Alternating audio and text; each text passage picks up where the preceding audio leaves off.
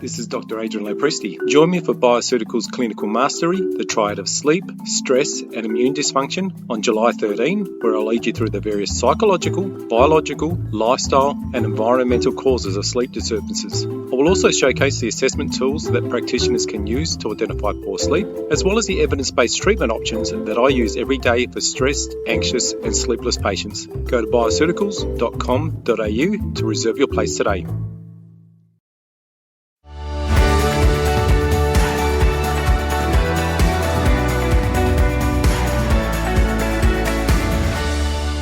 Hi, and welcome to FX Medicine, where we bring you the latest in evidence-based integrative, functional, and complementary medicine.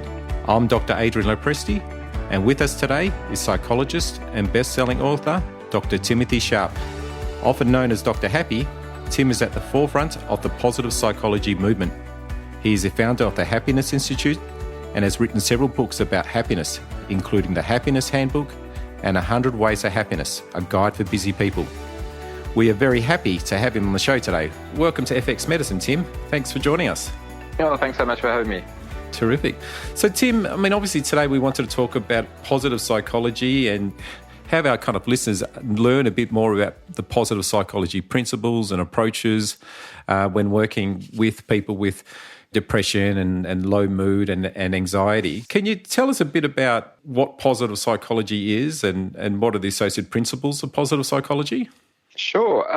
Look, I'll give the brief version. Obviously, whole books and PhDs have been written about this, so it's hard to summarise entirely. But look, in brief, it's probably easiest to start with the difference from more traditional clinical or counselling psychology. And as most of the listeners would know, the greatest focus within traditional clinical psychology is on distress and dysfunction, things like stress, depression, anxiety, identifying where people were essentially going wrong in their lives, and then trying to help them fix it. Now, that's obviously really important. But at the same time, one of the criticisms that was levelled against clinical psychology or traditional counselling psychology was that it was an almost exclusive focus on the negative, in a sense, without paying virtually any attention to the positive. So about 20 or so years ago, some of the psychologists who ended up leading the development of the positive psychology movement started to say, well, look, for so long we've been asking what's wrong with people and how can we fix it. What if we were to ask what's right with people and how can we make the most of it? What if instead of just trying to treat distress, and depression, we were trying to promote happiness and other positive emotions? Yes. And so from that, it brought together under a more formal structure a lot of ideas and principles that had been discussed previously. And again, the simple premise was rather than just trying to fix distress, what if we were to promote thriving and flourishing? And that's essentially the difference. But one thing a point I like to make is that they're not mutually exclusive. In fact, I've always thought, and increasingly many practitioners have thought, that they really work well together. We kind of need to, we need to do both at the same time, in a sense. So I suppose when we look at the symptoms, so if somebody's coming in with depression or anxiety, we're asking about depressive symptoms or anxiety symptoms, what triggers may be there. Is positive psychology doing that too? Well, yes and no. What we've seen over the last, more recent part of the last 20 years is a merging or a blending of the two, in a sense. And in fact, some people have come to call it positive therapy. And all positive therapy is, I suppose, as I said, is a blending or an integration of traditional psychological therapies that have been proven to work, predominantly, as you said, the cognitive behavior therapies, but also acceptance commitment therapy, which is, I guess I see as a first cousin, in a sense, of the traditional cognitive behavior therapies. But what we've started to discover, and there's a small but growing body of research to support this new idea of positive therapy, is that those positive psychology approaches are effective not just in enhancing happiness and positive emotions, but also in treating some of those negative ones. So again, they need to work well together. And I guess the bottom line is that any good therapist, a properly qualified, trained person in this area, will know how to balance and select the right principles or the right strategies for that particular case. Okay. So with the positive psychology principles, are you kind of asking more about what makes people happy, what makes them feel good, what enhances well-being? Are those kind of the questions that you're asking? Yeah, look, I'll preface this by saying that there's always a risk in these sorts of, in an interview like this, that to oversimplify things. But look, as I know, and look, most of your listeners have been through years of training, so it's hard to sum up all of the all of the subtleties and intricacies in a couple of minutes answer to this. But yeah, look, positive psychology would focus much more on strength. So yes, if you walked into my office and you were experiencing severe or significant levels of distress, it clearly wouldn't be inappropriate to identify those symptoms, to identify where you're going wrong, what mistakes you might be making, what we might be able to quote unquote fix. But if I were then to put my positive psychology hat on, or my positive therapy hat on, at least as much, if not more, I'd be trying to identify, again, your underlying strengths. What is it that makes you tick? What is it that makes you your best? Or even at your worst, what is it that helps you cope with your worst? So, we know that just like everybody, including ourselves as practitioners, we all have faults and failings. We're all imperfect. None of us is perfect or 100% perfect all the time. But at the same time, just as we all have faults and failings and weaknesses, so too do we have strengths. And I guess for some of those out there who aren't familiar with this area, I'm not talking about physical strength here. I'm talking about psychological strengths or psychological attributes. These are things we all have, but some people either aren't aware of them or they're not using them as well or as often as they could. And so this is where the positive psychology focus comes in. I would be trying to help you, my client, identify where you're best, what brings you to life, what energizes you, where your psychological attributes lie, and how can you use them more often or in different situations, both to overcome whatever adversity you're facing, but also to promote, to foster and develop more happiness and positive experiences in your life. So that greater focus on strengths and using those strengths both to address the bad and to promote the good is a significant shift from the more traditional clinical approach. Yeah, so definitely a more strengths-based approach, obviously incorporating the two. So you mentioned happiness. So what is happiness? How do you define it? Is there a way to measure it? How long do I have to answer this question? So this is something that I've spent the last, a good part of the last 20 years studying, and in fact, many people have spent more than that. So look, in short, yes, you can measure it. In fact, as many of your listeners would know, a lot of people don't know this about psychologists, but one of the things psychologists love to do is measure things. So there are, it's not just, yes, it's possible to measure happiness, but more so, it's actually possible to measure happiness in multiple ways. So there are multiple scales and inventories and questionnaires, and so, there's not just one answer to that. But at a very basic level, one way is that happiness is one version of positive emotions. Now, we know, and I'm sure your listeners know, there's a whole range of positive emotions that we all experience, either on a daily or weekly basis. That includes happiness as one. That's one of the most obvious positive emotions. But there are other ones like joy and satisfaction, even calm, contentment. There's a whole range of positive emotions that we all experience day to day.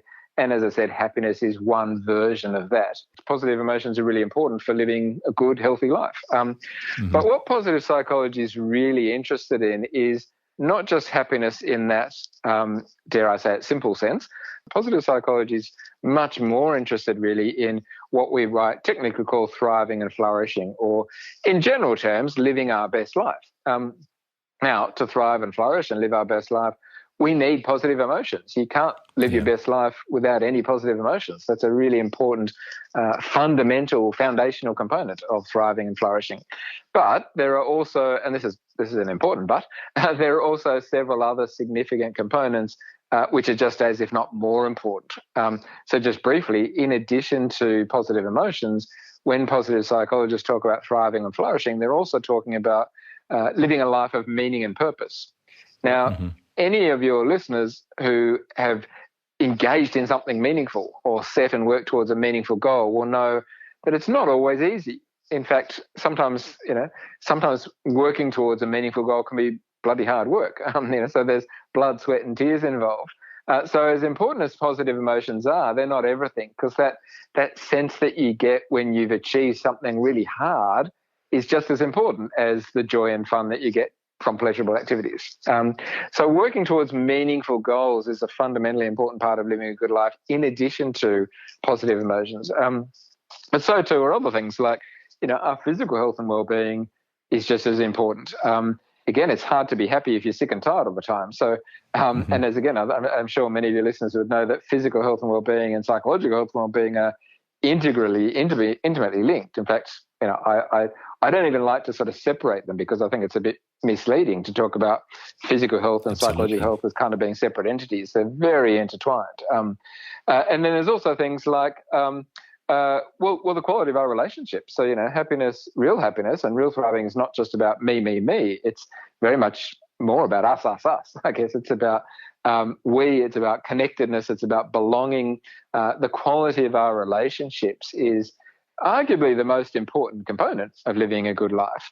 And then there are things, I've already touched on. So, identifying and utilizing our strengths, things like hope and optimism and gratitude, all of those things together are really what positive psychology is about when we talk about thriving and flourishing. And again, that simplistic understanding of happiness as a positive emotion is important, but it's only one of those pillars. So it's not just about increasing positive emotions. You've also mentioned the values, the meaning, the purpose of which sometimes engaging in those behaviours, you might actually experience some uncomfortable emotions during that, but ultimately you're leading a kind of more purposeful life and you're kind of moving towards a goal or a value that you're working towards. 100%. So I often say that happiness isn't just about feeling good. In fact, happiness isn't always feeling good. So we don't always have to feel good to live a good life. And then even more than that, I often say happiness isn't just feeling good. It's just as much about doing good. And so that's about the connecting to others. So, being generous, being altruistic, being giving is very, very important as well. So, all of those things together, again, highlight the importance of positive emotions, but also hopefully illustrate the positive emotions aren't the be-all and end-all. Absolutely. Now, I just want to ask a question. I know that a lot of the research is, there's a lot of research showing that if you're depressed, there's increased likelihood of suffering from several medical conditions, and there's all these kind of negative associations there. Is there research showing that happiness is associated with improved health, improved well-being, improved sleep? Is there research around that? There is indeed.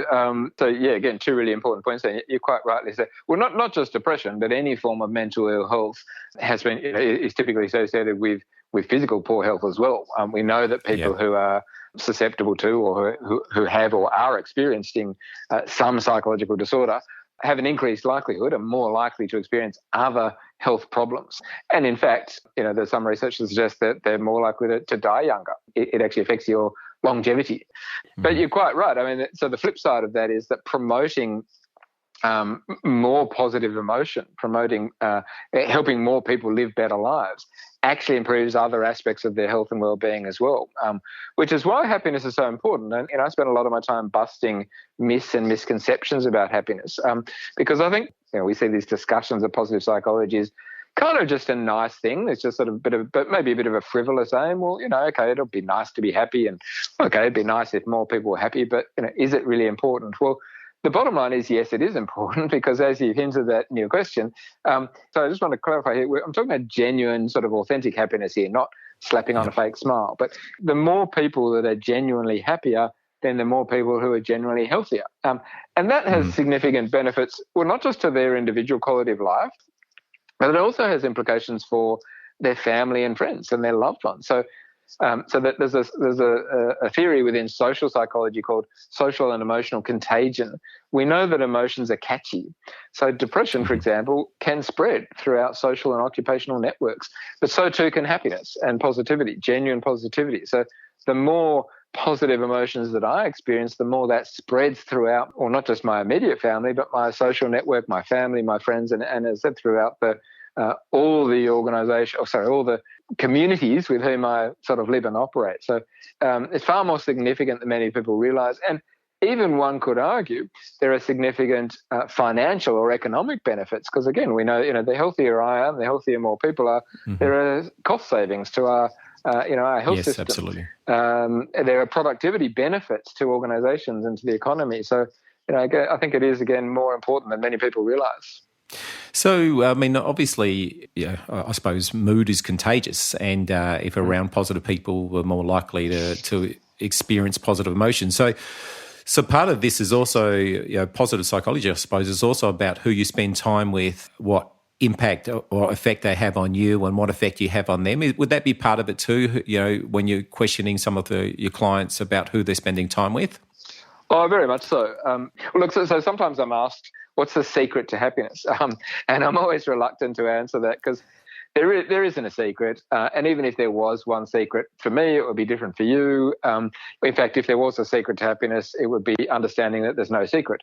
Because I think aiming towards that sort of, one simple thing is a bit of a myth, and it can actually be sort of setting yourself up for failure. So I don't like to answer that. I'll often say, there's no one answer. There are multiple answers. We each need to find our own combination, so to speak, our own recipe. However, at the risk of contradicting myself, if I had to name the most important contributor to happiness, to health, to well-being, to longevity, it would probably be the quality of our relationships. Time and time again, study after study, research after research keeps coming back to the significance of this thing, this quality of our relationships, our connectedness. So to come back to your question, it's super important. Who you spend time with makes a big difference. And so one of the, dare I say it, the simplest things that we can do to boost the quality of our life is to be careful who we spend time with. So spending more time with more positive people will be good for us. Now, there's a very, very important caveat to that, and I really do want to put this in context. I'm not suggesting you should just stop spending time with people who might be, say, depressed, or people who might be not as uplifting as others. If I have a very good friend, as I do, who experiences mental ill health, sometimes spending time with him isn't all that energizing for me. In fact, it can be draining. It can be hard work. But I don't want to, and I shouldn't just abandon him. And in the same way, I wouldn't want people to abandon me if I was going through a difficult time. So on the one hand, I'd say, yes, spend more time with positive people. That will be good for you. But don't neglect or I said, don't just abandon family or friends who might be struggling and whose difficulties might bring you down a bit, because supporting them, even though it can be difficult at times, is it's an important part of being a good person, I suppose. So I suppose, that's spending time with somebody who might be experiencing low mood or anxiety or so forth, that also can give you meaning and purpose, can't it? Yes, exactly. And we know that, so helping others is a form of helping ourselves in a sense. So doing good is a way of feeling good. Yeah, exactly. So are you telling me that more money, that brand new shoes, that brand new car is not going to make us happy? Yes and no. Again, it's not that simple. Look, there's nothing inherently wrong with working hard or doing whatever's required to make more money. And there's nothing inherently wrong with enjoying the purchases of a new car or new shoes or whatever, new gadgets. But what we definitely know from the research is that the return on investment, so to speak, when it comes to happiness is nowhere near as great as we think it will be. Now, I'll just separate the two, the money from the material possessions. When it comes to material possessions, again, there's nothing wrong with that. But what we know from the research, and in fact, what most of us know from experience, if we just reflect back and think about it for a bit, is that when we get something new, it's kind of cool and it can be fun and it can be really enjoyable. But the benefits tend to tail off pretty quickly. And by that, I mean that, within a few, depending on what it is, and depending on who you are, within days or weeks or maybe months, it kind of loses some of its power. It loses some of its shine. So those cool new shoes just become shoes. That brand new smartphone is no longer a brand new smartphone. In fact, it becomes obsolete within a year or so because there's a newer version. So if we're focusing on happiness, if we're focusing on living a good life, they don't give nearly as much benefit as we often think. And it's the same with money. More money actually does lead to more happiness, but nowhere near as much as we think it does. So the idea that money can't buy happiness is actually it's actually not true. It does, but only a tiny bit. And it adds less and less value the more and more wealthy you are. So, for example, if we were to take someone below the poverty line, someone who's really struggling to, say, pay the bills or put food on the table or pay rent or whatever, If you were to give that person more money, they would actually become significantly happier because you're removing a significant stressor. But as you move up and up the wealth scale, and as you get above what different researchers have called enough, above what might be considered the average income or the average amount of wealth, and look, that varies. Different people define that differently, and it varies from study to study. But the further up that scale you get, the less your money buys, in a sense. So it's like a law of diminishing returns. As you get wealthier and wealthier, your money buys less and less happiness. Now, it still buys some, but the equation then shifts to, well, what's going to give you the biggest bang for your buck, in a sense? Mm-hmm. And again, as you move up that scale, there are other factors that will give you a significantly greater return, and those factors are the ones we talked about, particularly the quality of your relationships. So, we've all heard stories that, if you can be, have $1 million, $10 million, $100 million, but if you're lonely, if you've got no friends, if you've got no love in your life, is that really a quality of life that you want? So the quality of relationships is probably far more important than the amount of dollars in your bank once you get above a certain amount. And then the other big one actually is our physical health and well-being. I mean, again, you can have all the money in the bank, but if you're sick or dysfunctional in some way, that's not really going to serve much of a purpose. So again, once you have enough, and again, we'll all define that differently, I suppose, there are other ways that we probably should be spending our time if happiness is our goal. Okay. So we've talked, obviously as psychologists, there's the counselling and the interventions that we provide there. What about antidepressants? Do they make us happy? So you're talking about the traditional psychiatric medications that are prescribed? Yeah, the pharmaceutical, yes. Because they're called antidepressants. They're not called pro-happiness pills, are they? They're called, Exactly. Well, so the reason I clarify that is that, so I would argue that the most potent antidepressant available is exercise. But that's maybe that's a different debate. We'll come back to that later. If you're talking about the medications that are traditionally prescribed by our GPs or psychiatrists, etc., then in a sense, I think you've already answered this, which is a simple answer is no, they don't necessarily make you happier. They might make you less distressed.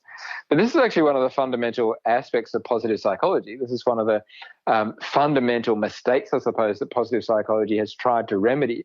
Even traditional clinical psychology approaches, so we look at CBT, for example, CBT was predominantly focused on minimizing distress or treating depression, say. But one of the things that we worked out fairly quickly is that treating depression, even if we treat depression effectively through whatever means, treating depression doesn't necessarily promote happiness, or even treating, alleviating anxiety doesn't necessarily promote happiness. They're not exactly the same thing. Now, obviously, if you remove a significant amount of depression from someone's life, that's a good thing.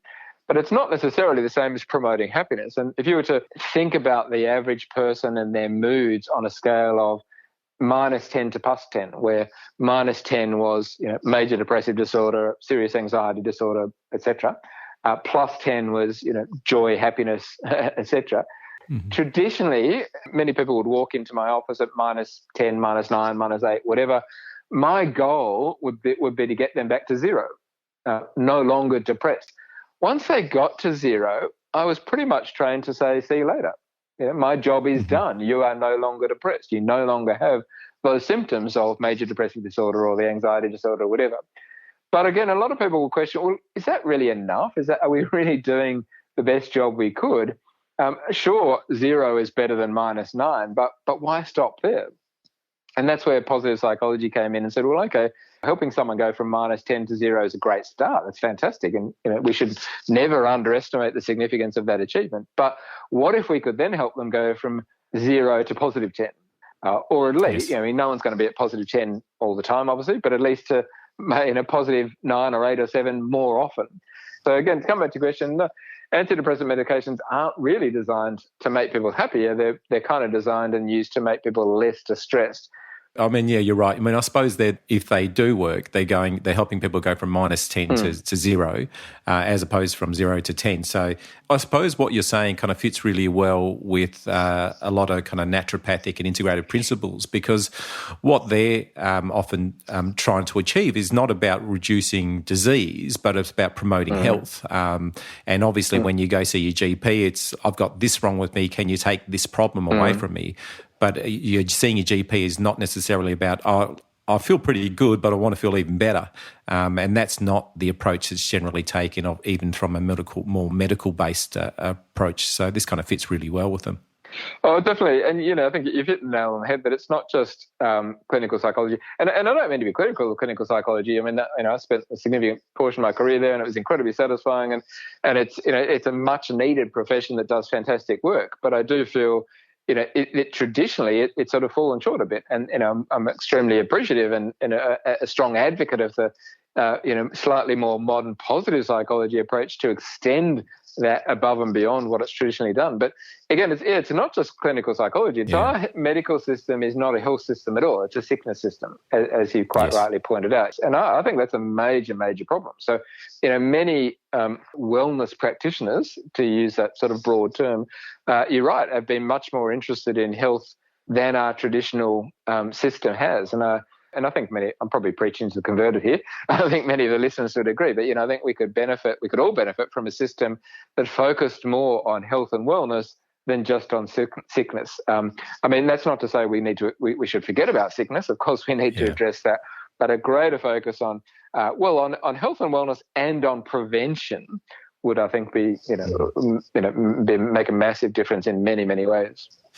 Now, I've heard you mention that happiness is something that you choose, and choose being an acronym. Can you tell us a bit about this choose acronym and what it all means? Yeah, I can. And look, we've already touched on most of these components, so I'll run through it fairly briefly. So as you said, choose is both a philosophy, the way I use it in this context, both a philosophy of taking responsibility. And I think, this is something, again, I imagine many of the listeners would agree with. I think, we all need to be responsible for our health and well-being. We need to make it a priority and do what we can, not just be sort of passive recipients of what the world gives us, I suppose. So it is that sort of positive philosophy of being responsible and being proactive. But it's also, as you said, an acronym that stands for 6 key strategies that, again, we've pretty much touched on, and all of which have been supported by the research, really. So choose starts with C. Obviously, C stands for clarity. And by that I mean having clear values, life goals, clear priorities, knowing what's really important, and which means knowing what to say yes to in life, but also, I suppose, knowing what to say no to. So setting and working towards clear and meaningful goals, we know, is a very positive strategy that has positive benefits. Focusing on those, on the values that are important to you within that, we know is also a positive strategy with positive benefits. So that's the first aspect of choose, is being clear about who you are, what's important to you, what you want to do to live, and what you need to do to live a good, healthy life. Unfortunately, that might sound a bit obvious, but unfortunately, not enough people give enough thought to that. I think many people just sort of stumble through life, and they might trip over happiness every now and then if they're lucky, but they don't actively create it or actively choose it by being clear about those sorts of things. And I think many people, if nothing else, many people could benefit from that first step. It's often a question that, if you ask somebody, they can't answer that, can they? What's your direction? What's your life purpose? They just don't know the answer to that. I know, and it's still, it probably shouldn't anymore, but it still surprises me. I sometimes I do a lot of public speaking and corporate speaking, and I sometimes ask this question, if I had a magic wand and I could wave the magic wand and make you all happier, how many people would want to be happier? And, not surprisingly, 99 out of 100 hands go up. What I then say is, how many of you actually have a happiness plan? And depending on the audience, you might get anywhere from 5%, maybe up to 10 or 20%, but it's still usually a fairly small minority. And so what that says to me is, everyone wants to be happier and healthier, but very few people are making or creating a clear plan to achieve that. Now, we know in other areas of life that planning is important. If people want to get fitter and stronger, they need an exercise plan or a dietary plan. Or if people want to create more wealth, they need a financial plan. Well, it's no different here. We need that clarity. Without that clarity, it's very hard to achieve. And again, it's a relatively simple thing that many people could benefit a lot more from. And that sort of encapsulates all the other bits, because the next 5 strategies that sort of will then, I suppose, become part of that plan. So the second letter is obviously H, which stands for healthy living. And now I touched on this earlier. I don't really even like to differentiate between sort of physical health and psychological health and well-being. But that being said, it kind of makes the discussion easier if we do, in a way, because that's how most people think about it. So what I'm talking about here in the H are things like, I've already talked about this, exercise, diet, and one thing we haven't actually touched it on is sleep. But, they're the pillars of healthy living. Sounds bloody obvious, sounds like common sense, but again, I'm sure many of your listeners know, so few people do it well. We know that a lot of people just don't exercise enough, they don't eat well enough, they don't get enough sleep, and so they are literally sick and tired much of the time. It's a major, major problem. We know in Australia, for example, I think the last study I said less than 10% of Australians, I think, eat the recommended amounts of fruit and vegetables every day. Something like 80% of people report being tired on a daily basis because they don't get enough sleep. So, these are basic building blocks of health that are just not prioritised as much as they could or should be. And yet, if we do these things, they're fantastically useful for our health and well-being. We've got more energy to do what we want to do. And if we do more of what we want to do, we can be happier and more satisfied in life. Absolutely. So that's what the H. So we've got the clarity C, you've got the H's for healthy living. The first of the O's stands for optimism, which again, study after study shows is super important and one of the most important contributors to happiness and well-being. Now, just to clarify here, I'm not talking about quote-unquote positive thinking. Real optimism, when psychologists use the term, it is about being positive to a point. There is a very strong element of positivity within optimism, but the important difference here, and this really is an important difference, is that when I talk about, when psychologists talk about optimism, there is a positivity to that, but it's grounded in reality. And where, unfortunately, sometimes the positive thinking movement sort of shoots itself in the foot, so to speak, is if it's unrealistic. Unrealistic positive thinking can be just as bad as negative thinking, because if you're unrealistically positive and you set yourself up for failure, well, that just leads to disappointment and frustration. So that's really important to keep in mind. Optimism's super important. There's no doubt about it. People that are optimistic are not just happier, but they're healthier, they live longer, they have better quality relationships, etc. But for that optimism to work, as I said, it's got to be grounded in reality. And what that means is it's not about denying the reality of real problems in the real world. There are real problems in the real world. We all know that. Real optimists don't deny that. They don't bury their head in the sand, but they face up to that. They face up to the cold, hard realities, but in a constructive way. And that's really, really important. The second, though, then, is about others. It's just it's about remembering that real happiness is not the same as selfishness. It's not narcissism. It's not just sort of, again, about me. It's about my wife, my children, my family, my friends, my colleagues. It's about all those other people in my life, my community, or communities, I suppose, the different communities of which I'm a part. All of those things are really, really important. And we know that, again, one of the myths about happiness is that we've just got to be selfish and take care of our own needs. Well, that's not true at all. Really happy people have more and better quality relationships. They're also more generous, more altruistic, more giving, more caring. So, so that's really, really important as well. And then the S, we've already touched on the S as well. That's about the strengths-based approach. As I said, we all have weaknesses, we all have faults and failings, and if we can fix them, that's self-development, that's self-improvement, and that's a good thing. So if I'm aware of my faults and failings and my weaknesses and I can do something about it, then great.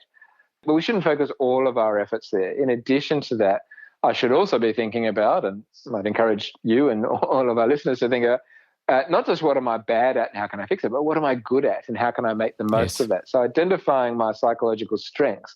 And here I'm talking about things like curiosity, love of learning, humor, loving and being loved, leadership, social intelligence, et cetera, et cetera. There's a number of different systems that we use for this. But if we can identify our psychological strengths and attributes and then find ways to use these as often as possible in as many areas of our life as possible, we know that has massive benefits. So people that do that are happier and more successful, and particularly in the workplace. There's a really effective strategy in the workplace. We know that strengths-based organizations tend to be more effective, more productive, more profitable than comparable organizations on almost every measure. And then the final letter of choose is E, which is about enjoying the moment. That's about remembering, I suppose, that, well, I don't know about you, but I fall guilty. I fall victim sometimes of taking life and taking myself too seriously. Life is serious and life is important, and we all have responsibilities. And I think all of our listeners have important jobs they're doing, and it's fantastic that there are people doing those important jobs. But that we've got to. It's important to not forget about fun and play and laughter. And again, although that might sort of sound frivolous at times, it's actually really important. We know those things fuel us; they energize us. So just remembering to play a bit, to have fun, not forgetting that inner child, so to speak, and knowing that those things will add zest and energy to our lives, and which will then pay off in other areas, is really important. So it's about being grateful and enjoying the pleasures in life, which can then actually help you do all those other things. So that's the CHOOSE acronym. And I said we've sort of covered that in different ways throughout the discussion so far. And there's probably just that last one. There's probably research showing, in terms of, I don't know the research specifically, but in terms of laughing and what effect laughing has on us physiologically. And I agree with you. We need to not take life so seriously all the time. And sometimes we need to just kind of do those things that just make us feel good and have fun and be in the moment, which also includes the mindfulness-based stuff too, doesn't it? Well, exactly. Definitely. And so there's a bucket load of research looking at laughter, looking at play, looking at fun. I mean, all of these things foster creativity and innovation. So we know that laughter, for example, when we're laughing, there are natural chemicals released within our, neurotransmitters that are released within our bodies and our brains that actually promote positive feelings and happiness, etc. But what people sometimes forget about is that when we're laughing, not always, but more often than not, when we're laughing, having fun, who are we? We're with other people. So it's actually a potent form of connection. It's a great way to connect and to foster and forge deep relationships with others. And as I've talked about a lot, those deep relationships with others are vitally important for our health and well-being. So, fun and play are not frivolous. If they connect us with others, if they add to the quality of our relationships with others, then, as I said a few times, that's just so important. Yeah, absolutely. Just one other thing. I know that you mentioned strengths, and I know that there's some questionnaires or that people can kind of, I'm sure this will be of interest to some of our listeners. So strengths questionnaires, is there something that you recommend in terms of questionnaire to help identify strengths? Yeah, there are. There's a couple that are available, and they're all sort of good in different ways, I suppose. So, for example, there's one called the Gallup Strengths Finder, which is I suppose a more corporate model, which is a fantastic model, but you have to pay for it, and it's a bit more sort of corporate language. The one that I usually recommend, partly because it's free, but also because it's very well researched. It's got a massive database. I think several million people in the database that have added to the research behind this. It's called the VIA Signature Strength Survey. So you can, if anyone goes out there and searches for that, just VIA Signature Strength Survey, you'll find your way to a website, and as I said, it's totally free. And you can use it yourselves. In fact, I'd recommend you use it yourself. It's a great, it only takes about 20 minutes, but it's a great investment of your time. So again, what you get at the end of that, and you can use this either for yourself or your clients, is effectively you get a report. So in this particular model, in the VIA model, there are 24 strengths. And effectively what it does is it will rank your strengths from 1 to 24. So it will tell you after you filled out all the questions what your top strengths are down to your 24 strengths. Now, so again, that's fantastically useful. And then what it's up to you to then do is to go away and think about or talk to your clients about how can you use those strengths at work, at home, with your friends, with your family. How can you use them as often as possible? And the more you do that, the more benefits you'll get. But let me just clarify one important thing, because one of the mistakes people make, people go there and they'll do that and they get the report and they might think this is fantastic. But a lot of people, because of the way we've often been trained and because of the way a lot of other psychological surveys work, they'll go straight down to the bottom and look at 24 or 23 and think, oh, that's what I'm no good at. Now, that's not true. This questionnaire doesn't measure what you're not good at. It only measures what you are good at. So even 24, 23, 22, there's still strengths. There's still strengths that you have. All it means is that for whatever reason, or for a variety of reasons, the ones up the top, 1, 2, 3, 4, 5, whatever, are strengths that they're things that come more naturally to you, things that you more naturally tend towards. And so the easiest place to start is with those top ones, to start with your top 3 or 4 or 5 and say, okay, these are things I'm already really good at, things you're probably already using. how can I use them more or better or whatever. But there's no reason why you can't, if for whatever reason you choose to, go to number 10 or 15 or whatever it might be and say, I really want to improve my kindness strength, or I really want to improve my love of learning, whatever it is. There's no reason why you can't choose any of those, because this is one of the good things we know from the research now, is that even though there are some strengths that we're kind of naturally drawn to, that we're naturally good at, we can, if we so choose, improve any of them. It's kind of like, it's like you go to the gym, for example, and if I go to the gym, I could build up my biceps or my shoulder muscles or my leg muscles. Well, we can go to the quote-unquote strengths gym and build up any of those signature strengths if we so choose, by effectively just by practice and training. All right, so I love that choose acronym that you've used, and I think I'll just kind of summarize it. So it's just the C is for clarity. So I suppose if practitioners are listening, when I'm working with my clients, am I working on clarity in terms of direction and life purpose? H is for healthy living, which definitely our practitioners are really working towards, and from exercise, diet, nutrition, sleep point of view. O is for optimism. Okay, what am I doing to help enhance optimism? Others is the relationship.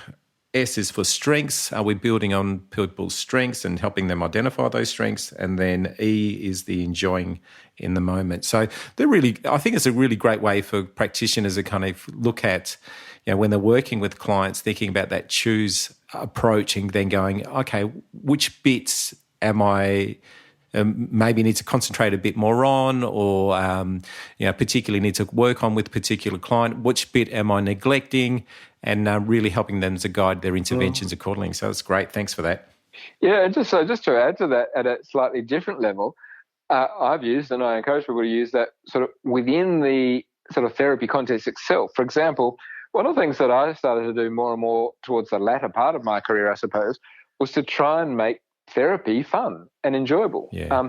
Now that might sound a bit strange in a way, because often people are coming in significantly depressed or anxious, and again, it is a serious endeavor, and I don't want to detract from that at all. But we know that people learn better when they're in a fun environment. People learn better if it's enjoyable, if we can make it playful. So without detracting from the seriousness of what many of the listeners are doing, and it is serious work, if you can make it fun, or if you can find a way to integrate fun or play into the therapeutic strategies, that's only going to enhance, it's going to enhance the strategies and hopefully enhance the benefits. All right. Well, Tim, we could go forever. I mean, this has been a great conversation. Certainly thank you for being with us to talk about happiness and positive psychology. Certainly happiness can sometimes be a bit elusive, especially when we have that mindset of, when I accomplish this or when I do that, then I'll be happy. But as you reminded us today, happiness seems like it really comes down to being able to identify and appreciate the things that make life worth living. And, that's going to be very different for all of us. So I think this discussion we've had today is really helpful for not only for our personal lives, for people in terms of applying to them personally, but also in their practices as well. And since natural health practitioners care for the whole person, not just what they're eating or how much sleep they're getting, it's also, it fits really well. Thank you very much for our conversation today. Oh, thanks for having me. And I certainly do hope the listeners have found it helpful in some small way. All right, so thanks everyone for listening today. Don't forget that you can find all the show notes, transcripts, and other resources from today's episode on the FX Medicine website. I'm Dr. Adrian Lopresti, and thanks for joining us. We'll see you next time.